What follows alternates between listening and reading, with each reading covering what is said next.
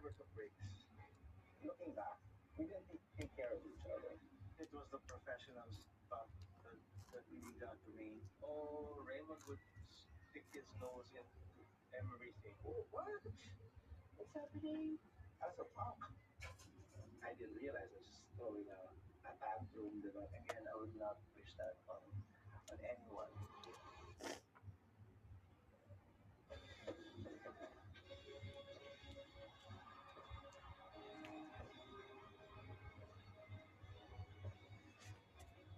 How am I around with you other guys?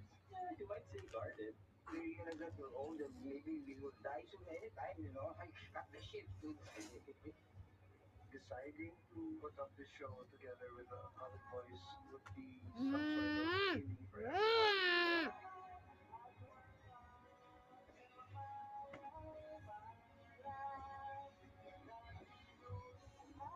What's the most difficult thing that you have to overcome for this to happen? You feel?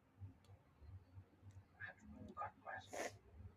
Tough question. Oh, wow, I've never been asked that question. Can we get back to you on that?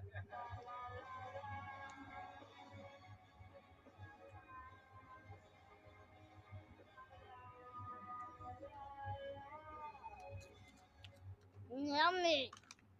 Patungkol sa sanggol mo, dapat aking lahat, bruha ka. Anong karapatan mong magmay-ari nito? Bayuwe, nababaliw ka na. Ang nasa sinapupunan ko ay anak sa laman ni Lucian, dugo at laman. Kung maglakas loob ka sa kanya, tiyak na hindi ka niya palalampasin. Titiyain niyang maghihirap ka ng lubos.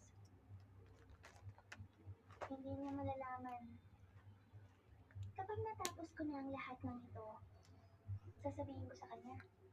Sasabihin kong namatay ka sa hirap ng panganganak. Pagkatapos, kukunin ko ang batang ito at babalik ko sa kanyang tabi. Ituturing niya akong tagapagligtas ng bata. Pakakasalan niya ako. Ako ay magiging legitimo. Magiging asawa ng pamilya niyo. Nanaginip ka. Simulan na. Huwag. Yay! Huwag. Huwag. Masasamang tao. Masasamang tao. Huwag hawakan si mama. Lumayas kayong lahat. Huwag. Lumayo kayo.